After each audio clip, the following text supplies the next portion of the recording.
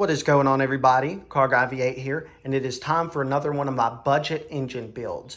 Now, this is a 355 small block Chevy. It's a 4-bolt main block, and it's also an 010 block. And interesting enough, it has the markings to be a high nickel block if you put any merit in that. I don't really, but it's still pretty cool that it has those markings. Now, this is the same engine that I made a video on a few videos ago. This is the one that had that knock in the bottom end, and it turned out all of its rod bearings were really rough and had a couple of them that were quite bad. So I pulled everything apart off camera, and I put new rod bearings in it, had all the pistons out. The bores were clean. Threw a little budget rebuild on this, new bearings, new camshaft, new lifters, of course, all new gaskets. Everything on this engine was already in great shape. It was a very low mile build, but I think it was also a very old build, like maybe early 2000s or something. It just didn't have very many miles on it, and I think that may be part of its problem, is it wasn't started enough. At least that's my guess, because the engine was filthy when I got it, but inside it was so new and so clean. Very low mileage setup. I mean, you can still see the cross hatching. There's all kinds of fresh paint pen marks. You can even see some there from a paint pen. But enough of that. Threw new gaskets on it, painted the oil pan, painted the timing cover, painted the water pump here. Make it look nice and fresh. But the camshaft I went with was a budget milling camshaft. It's an MTC-1, which many of you are probably familiar with. Overall, a very mild camshaft, but very budget oriented. And I'll run through the cost breakdown at the end of this video. The lifters, they were a little more expensive than I wanted, but I decided to go with high lift, flat tappet lifters, because as far as I know, that is the only American-made flat tappet lifter you can still get. They're about 3 times more expensive than a regular set of flat tappet lifters, but I figured going with a USA-made cam, and at least supposedly USA-made cam, and USA-made lifters, I figure you can't go wrong there. So let us take a look at these heads real quick. These were the 882s.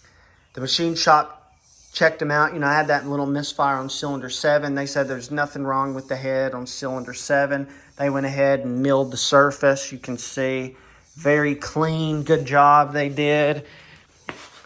Clean heads. They're just 882s.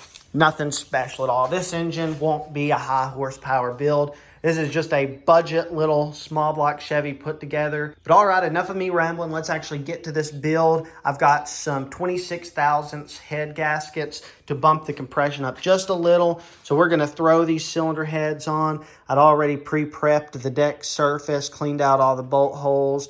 So we're just going to make sure everything looks good one more time. And I'm going to throw those 26 thousandth head gaskets on and throw these heads on.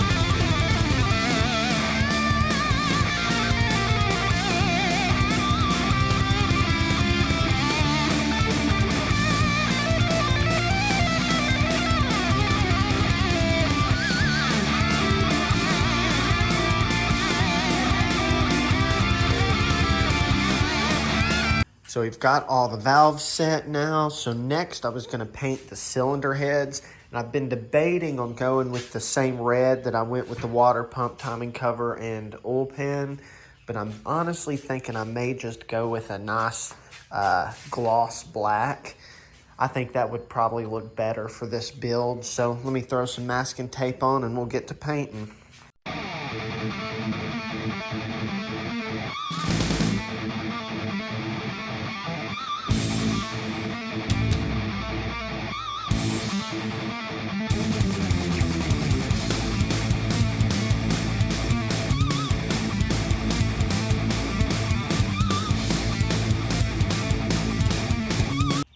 That gloss black paint actually looks a lot better on these cylinder heads than I thought that it would.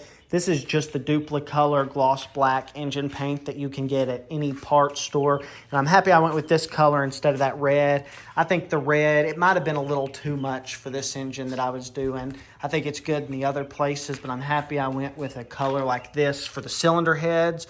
Look at that, just a little bit of gloss. So let's go ahead and throw that intake manifold on this engine.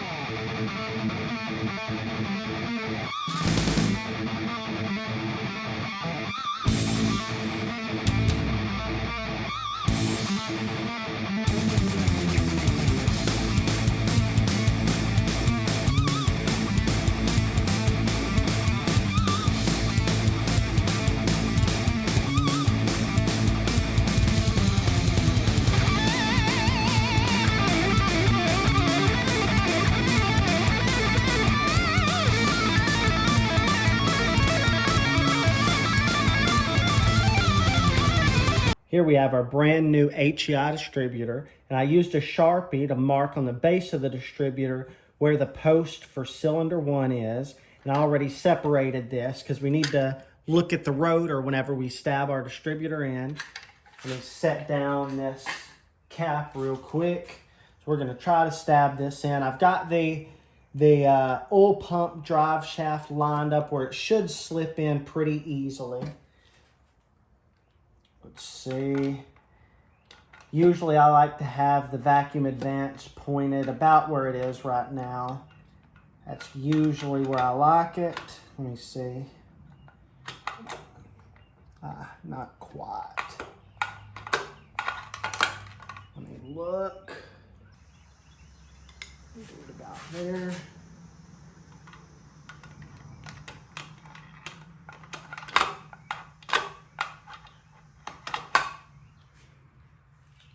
There we go. That'll be just about perfect. I'm going to go ahead and rotate this distributor counterclockwise. About right there. Hopefully my fat head wasn't in the way. But that was right there is about 10 degrees. So this thing should fire up without a hitch. Let me go ahead and throw that cap on there. I want to show y'all something else while I've got your attention here. There we go. That is just about how I like it. Let me grab this camera off the stand. I love having this, the little port coming off for your electronics. I love having that as perpendicular to the back of the block as I can.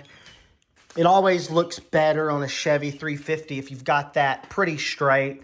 I hate it whenever I see it, all the way over here, all the way back there. This right here gives you plenty of room for advancing or retarding the distributor, whichever way you have to go when timing your engine. So that right there should be pretty much spot on. I love the way a brand new distributor looks too. That thing looks sharp. Surely y'all didn't think I was going to use these old disgusting chrome valve covers. I've had these for a while. They are tall, but there's no cleaning these things up. I've tried in the past. This is as clean as they get. I can't use these on my fresh build.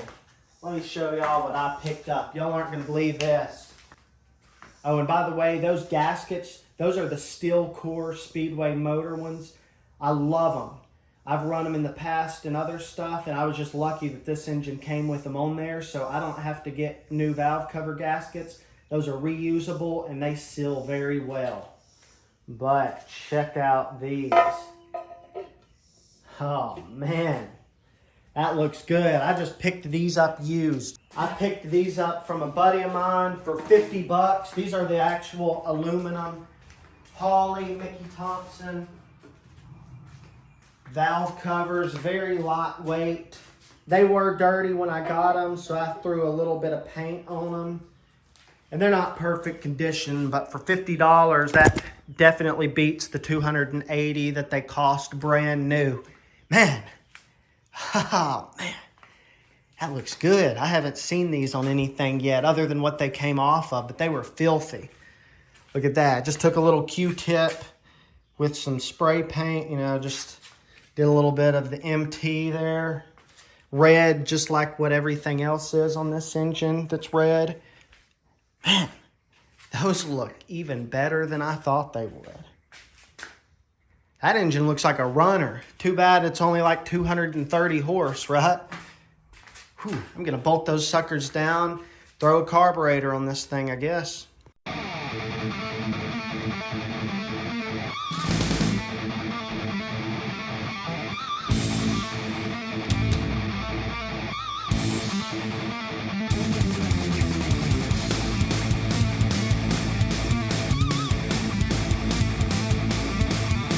Here is the completed engine sitting on my engine stand, and it looks really sharp. I hope it runs as good as it looks, because this is a good looking engine. But first we're going to go in and talk numbers, and then we're going to run this engine. But before we do that, I just wanted to make a quick note. Do not buy these 10.5 millimeter eBay spark plug wires. I'd forgotten to order some on Summit, so I didn't want to pay the shipping price. So I was like, I'm going to go see what eBay has. So these are 20 bucks, and they're honestly very cheap. I'm sure you saw in the video, some of them I struggled to get them pressed on right. The quality's just not that great. They look and feel cheap. The Summit wires over here, they're the same price, but you know, if you don't have an order that's over $100, you got to pay for shipping. And so if you have an order over $100, these are an identical price to those others, and they're just superior in every way. They even come with wire separators. So now let's talk about how much it cost me to build this engine, including the purchase price of the engine.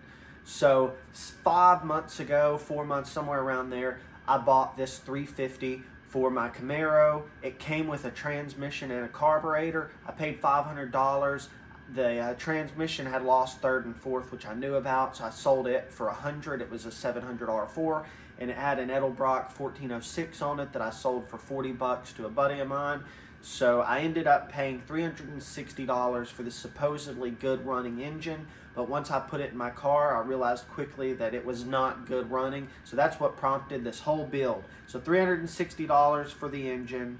The MTC-1 camshaft on Summit was $120. Now I'm just rounding up or down on all these prices. I didn't keep up with it to the penny, but this is a pretty good estimation of what this total build cost. So the high lift lifters, $145 on eBay. The 30 thousandths bearings for the rods and for the crank, it was $70. The machine work on the heads was $189. The head gaskets, $45. The engine gaskets, $63, which that included the timing cover gaskets, the oil pan gaskets, and the intake gaskets. So I just went with cork oil pan gaskets, which I won't go with those again. Already they're giving me some issues with a couple small leaks, unfortunately. So one piece from now on. The brake-in oil and filter, about 70 bucks. Brake clean, paint, miscellaneous stuff, I estimated it to be about $80. I did a good amount of cleanup and paint on the engine. The HEI distributor, this is just the Speedway Motors $73 one that you can get in black or red. I've had good luck with them in the past. The plug wires, $29 on eBay. The spark plugs R45 TS, $40. Man, they've really gone up. I hadn't bought some in a little while. That's more than they used to be, I'll tell you that. The MT valve covers, Mickey Thompson's, $50, which was a great deal in my opinion. So that brings the total up to $1,334. I tried my best to remember everything that I bought, so it should be right around that $1,300 to $1,400 mark total for this budget engine build. Man, in 2024, it doesn't really feel like a budget build spending that kind of money on it, which there is some stuff that I could have gone with cheaper or stuff that I probably didn't have to do, but I did, that would have saved some money.